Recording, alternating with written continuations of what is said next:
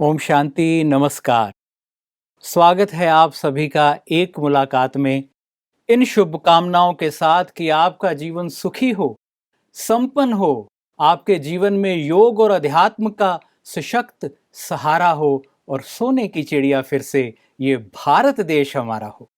और आज हमारे लिए बड़ी खुशी की बात है कि गॉलीवुड स्टूडियो में हमारे साथ हैं राजस्थान के राज्यपाल महामहिम भ्राता हरि भाऊ कृष्णराव बागड़े जी। और ये बहुत खुशी का दिन है कि इतने अनुभवी व्यक्तित्व, इतने बड़ी जिम्मेवारी संभालने वाले पूरे राज्य में और अनेक साथ साथ जिम्मेवारी संभालने वाले हमारे भ्राता हरि भाऊ बागड़ी जी हमारे बीच हैं। आइए उनके जीवन से आज अमृत पाते हैं, उनके जीवन से, अनुभव से वो सीखते हैं जो हमारे जीवन को तो ऊंचाइयों तक ले जाए, लेकिन हमारा भारत भी स्वर्ग जैसा सुंदर हो। बहुत प्रेम भाव से हम आपका हृदय से भ्राता जी स्वागत करते हैं। आप गॉलीवुड हमारे धन्यवाद धन्यवाद साथ हैं और आप पहली बार प्रजापिता ब्रह्मा कुमारी ईश्वरी विश्वविद्यालय के इस मुख्यालय में पधारे हैं और यहाँ आपने मीडिया को, युवाओं को बड़ी प्रेरणा दी। मैंने सुना, आपको यहाँ आके खुद में कैसा महसूस हो रहा है? ऐसा है, मैं यहाँ तो तीसरी बार आया जी। और मैं महाराष्ट्र में विधानसभा का स्पीकर था जब मैं यहाँ आया था।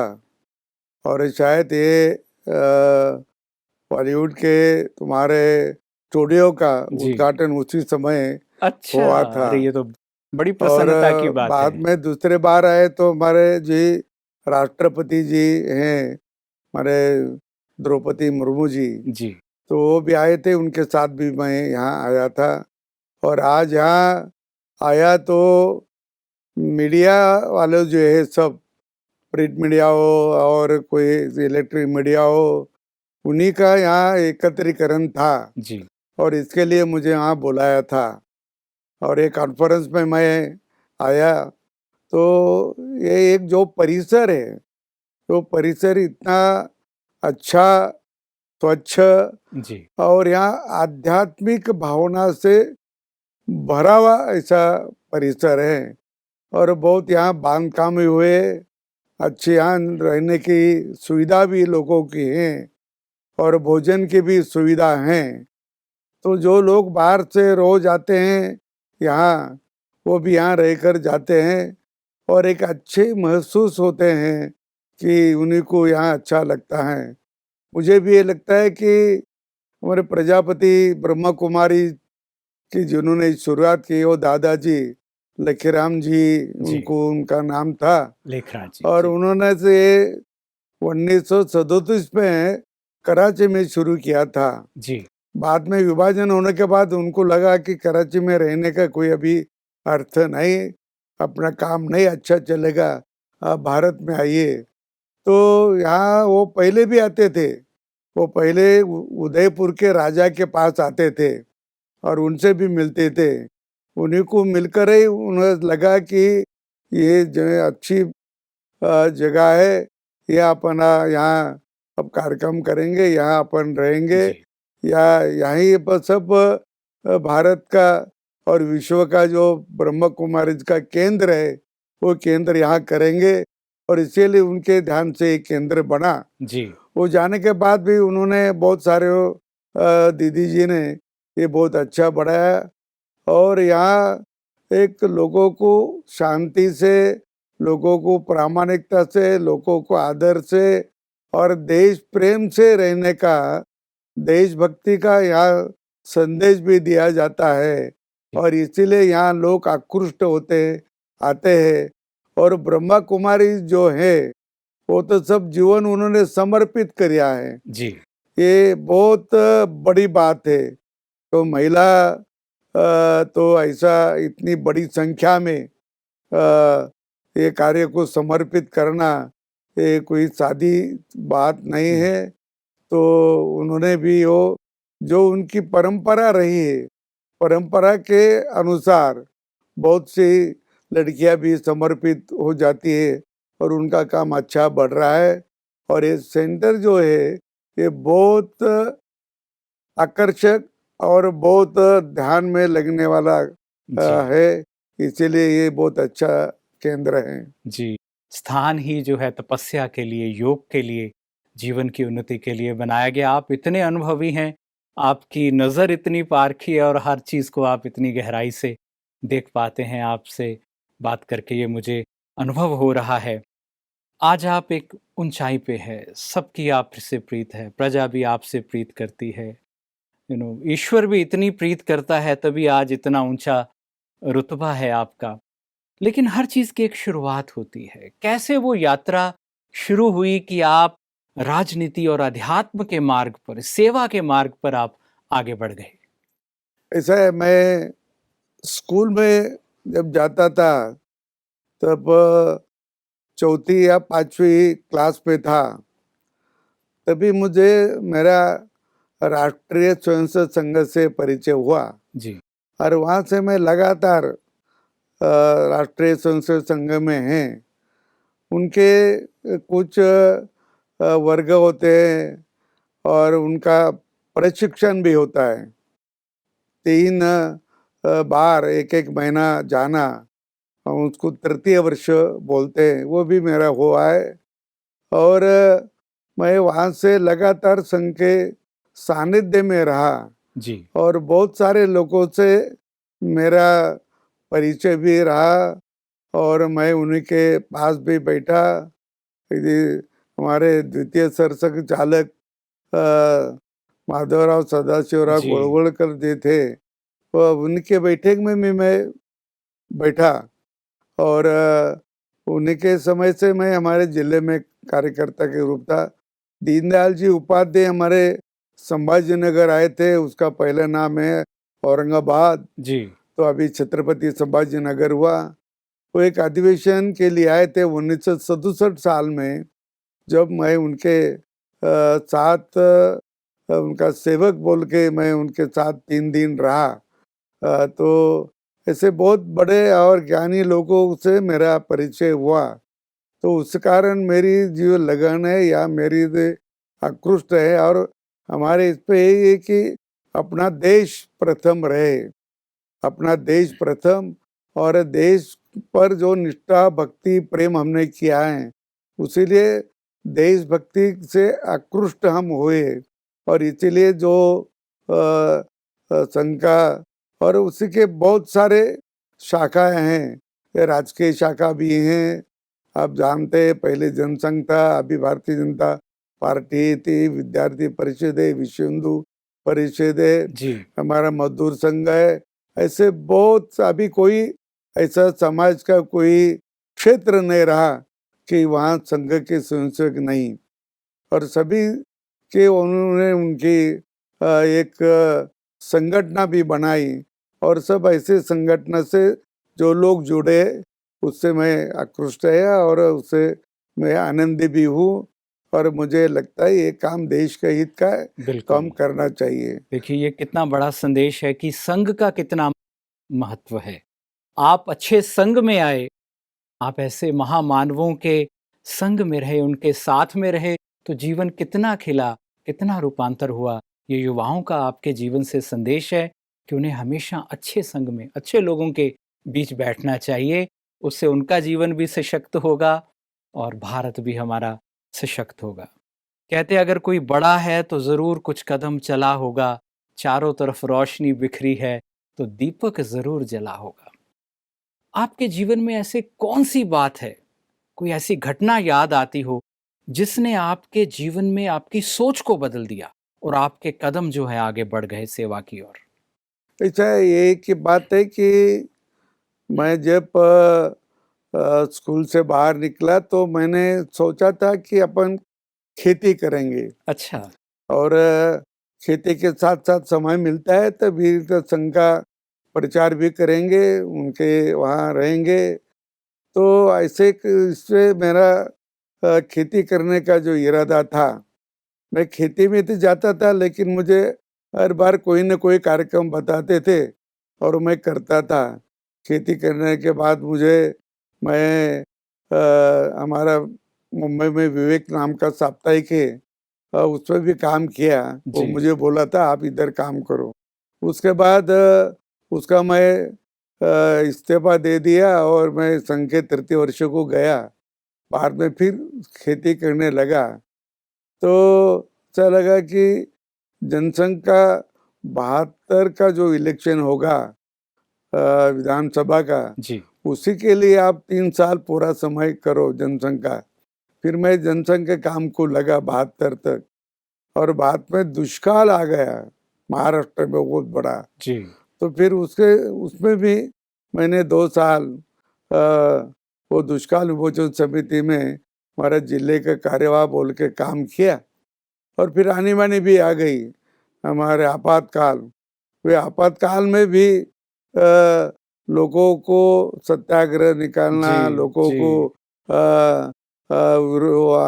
आपातकाल को विरोध करना, कोई पत्रिका बांटना, जो सत्याग्रह करके जेल में गए उनके घर में देखना, कोई किसी के घर में कुछ नहीं होगा तो थोड़ी मदद करना, ये काम हमने जब किया। और मुझे लगा कि अपन जो काम करते, एक तो ये सार्वजनिक रूप से अच्छा काम है और राष्ट्र के हित का काम है। जी और हमने कभी सोचा नहीं था कि हम कभी एमएलए होंगे, कभी मंत्री होंगे, कभी स्पीकर होंगे, कभी राज्यपाल हो गए। हमारे इसका हमने सपना भी नहीं देखा था।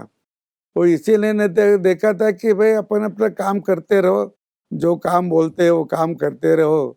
मुझे मंत्री बनाया तो अचानक ही मंत्री बना दिया। जी एमएलए का टिकट मिला तो वो भी मेरे ध्यान में नहीं होते ही मुझे टिकट मिला, मैं चुन के भी आ गया, मंत्री भी बना 3 बार चुन के आने के बाद।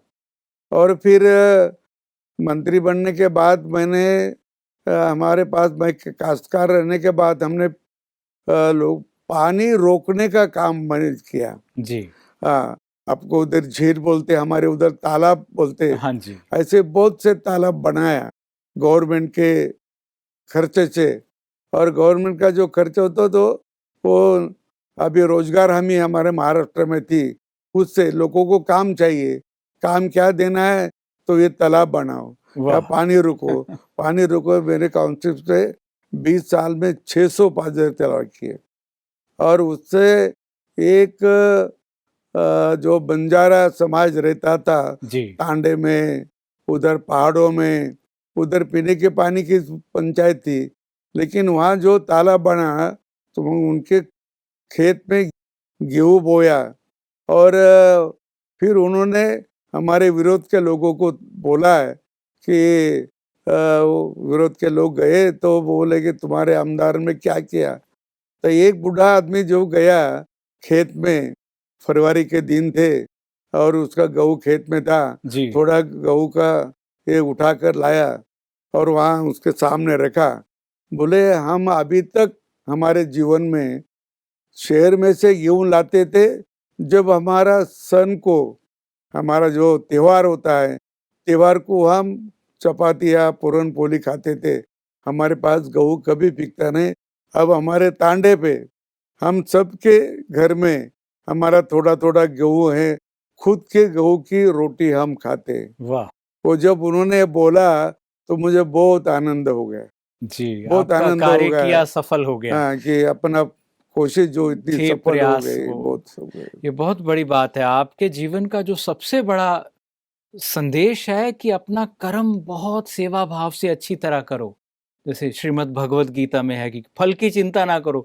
फल तो परमात्मा ने आपको देखिए बेस्ट आ दिया है, जाएंगे, आ जाएंगे। सर्वोत्तम दिया है। तो तो सर्वोत्तम फल दिया और आप पुरुष से पुरुषोत्तम के रूप में हैं। सेवा भाव जिसमें है वो पुरुषों में पुरुषोत्तम हो जाता है। सबके कल्याण की भावना है आप में और आपके पास जीवन का इतना अनुभव है। संपूर्ण जीवन सेवा में बीता, हर चीज में से आप गुजरे हैं, हर तरह के व्यक्ति से गुजरे, हालात से गुजरे। आप उस अमृत से कुछ आज सभी जो दर्शक हैं और युवाओं को ऐसा दीजिए कि उनका जीवन जो है आगे खिले। उन्हें क्या करना चाहिए इस दौर के अंदर? क्या उनको चरित्र के लिए ध्यान रखना चाहिए? क्या उनको परिवार के लिए ध्यान रखना चाहिए? क्या उन्हें समाज के लिए ध्यान रखना चाहिए? अपने अपने नए बच्चे तैयार होते हैं, उससे भी बाल होता है, तरुण होता है, जी बूढ़े भी होते हैं। तो ये तो चल रहा है। लेकिन आदमी पैदा होता है, लेकिन उसमें मानुष की जो है उस पर निर्माण करना पड़ती है। जी। हाँ, और मानुष के निर्माण करे तो स्कूल से होती है, स्कूल से होती है, घर के परिवार के लोगों से होती है। तो वो अच्छा बर्ताव करे, वो अच्छा रहे, उसके मन में कभी निगेटिव बात जो होती है वो न आए। सकारात्मक दृष्टि से उन्होंने अपना काम चालू रखना, शिक्षा का हो, तुम्हारी खेती का हो, व्यापार का हो, जो सकारात्मक दृष्टि से उन्होंने काम किया तो मेरे ख्याल से कि उसकी मन की परिस्थिति भी अच्छी रहती है। और जी। ऐसा सकारात्मक दृष्टि से जो काम करता है तो उन्हीं को इसको धोखा देने की, किसी को वो तकलीफ देने की भावना मन में नहीं नहीं आती, आती कभी भी। जी। भावना नहीं आती।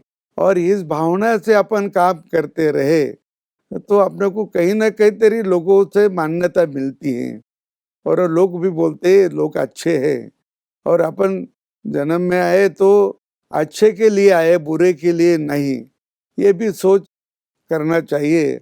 और ऐसे अपने परिवार के अपने जो बच्चे होते हैं उनका अच्छा उनका मार्गदर्शन करना, उन्हीं को अच्छा उनकी पढ़ाई करना, अच्छा उनका कोई गलती से भी उन्होंने कोई ऐसा झूठा व्यवहार न करना। जी। तो ऐसे ऐसे एक मार्गदर्शन करना बच्चों को कि वो भी अपने साथ अच्छे रहे।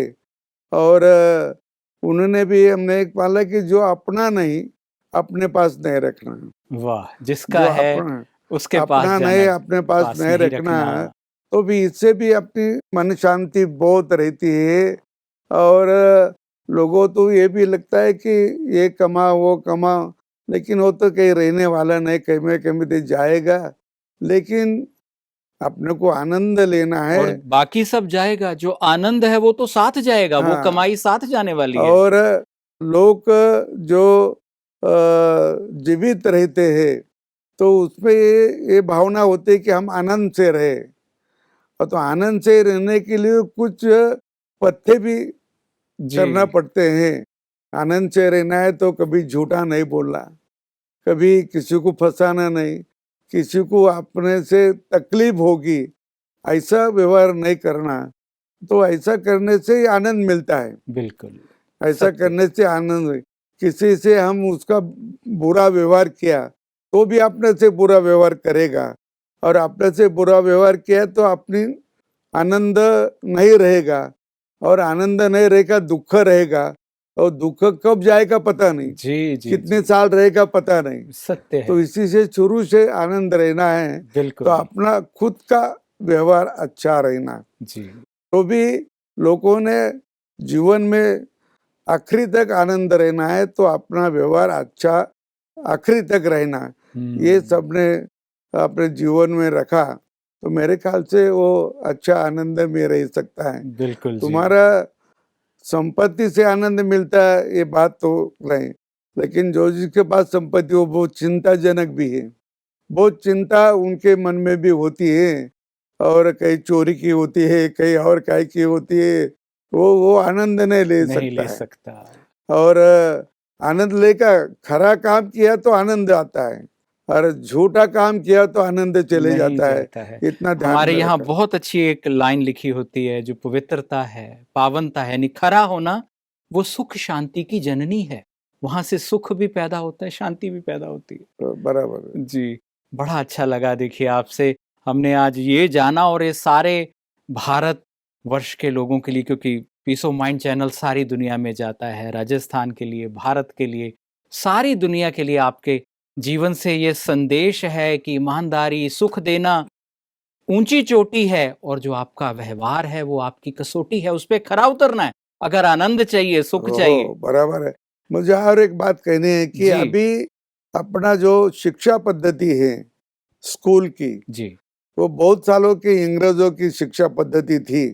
अभी तो केंद्र सरकार ने उसमें बदलाव लाया है, लेकिन हमारा स्कूल में जाने वाला हर बच्चा बच्ची तो इनकी पढ़ाई इतनी अच्छी हो, इतनी अच्छी हो कि उनको ऐसा लगना है कि सब प्रश्नों के उत्तर हमारे पास आ जाएंगे, ये हम दे सकेंगे, इतनी बौद्धिक क्षमता उनकी बढ़ना चाहिए। आपका आशीर्वाद है, हाँ। आने वाले बच्चे बहुत लायक, चरित्रवान हाँ, और शिक्षित होंगे, बुद्धिमान होंगे और विवेकशील होंगे। अपना इसका उसका तो खुद कल्याण होगा, लेकिन राष्ट्र का भी कल्याण कल्याण होगा, क्योंकि शिक्षा पद्धति से सब कुछ, अगर उसे बदला है तो हर चीज बदलना तय है। और हमें बहुत अच्छा लगा, आप हमारे बीच पधारे, अपने जीवन का अमृत हमसे बांटा, और ये सारा सुखद अमृत है। इस अमृत के पीछे पीछे आनंद, शांति सब पीछे पीछे चला आता है। और Bollywood studio, peace of mind और आपके आज के संदेश से सारा भारतवर्ष, सारी दुनिया सदा ही आपके लिए जो है वो आपको शुक्रिया अदा कहेगी, धन्यवाद कहेगी। तो भाई बहनों, आपने सुना हमारे राजस्थान के राज्यपाल महामहिम हरिभाऊ जी को, कितना सुंदर उन्होंने संदेश दिया। तो लेते हैं उनके एक एक शब्द से, जीवन से हम प्रेरणा। आइए स्वर्ग की ओर बढ़ चलें, भारत को सशक्त करें, अब करें हम कोई देर ना। बहुत बहुत शुक्रिया, धन्यवाद।